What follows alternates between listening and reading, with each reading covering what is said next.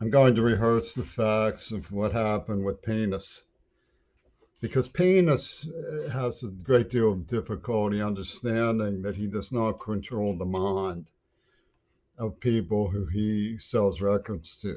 And when he's challenged on his right to mind control them, he goes into hyperspace. He's a deranged hate criminal. I interviewed him. I played some poetry games with him, but he already knew who I was.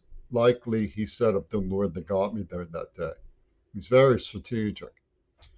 Penis claims I wrote a letter to Leslie Katz to justify all the rude, horrible, vicious sexual violence he directed at me prior to my even being a graduate from an elementary school and on Mount Desert Island. I talked to the Western Pennsylvania School for the Deaf about this. Let me tell you something about how I ended up at the Western Pennsylvania School for the Deaf. I was obstructed in my efforts to go there in high school when deafness became a major liability, and managed to get straight A's one term and win the Pennsylvania Governor's School for the Arts. But they didn't put me into the Western Pennsylvania School for the Deaf, which they should have. I was advised not to pursue it.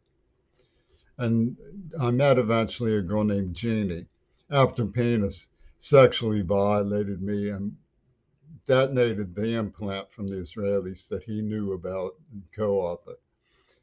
She's a beautiful girl. She had Down syndrome. I love her to this minute. She was my best friend for 6 years. I took her to the Nutcracker Suite, something nobody had ever considered doing, and she loved it. She loved seeing the children dance. Naturally, a tear came to my eye when I thought of during the dance of the Sugar Plum Fairies that she would never hear it. But she smiled, and she was gracious, and she loved to see the children dance. In her way, she did hear the whole thing with her heart. And I heard from her heart something far more beautiful than Tchaikovsky. Meanwhile, Penis was plotting to rape her to make good on his deranged, maniacal misread of a letter I talked to the School for the Deaf about. They said, sadly, we've had situations like that here between deaf boys and deaf girls. We managed to work them out.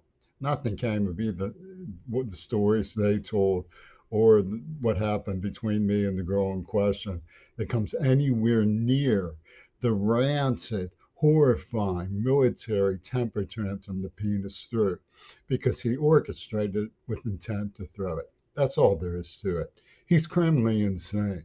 He belongs in a sanitarium, one way ticket.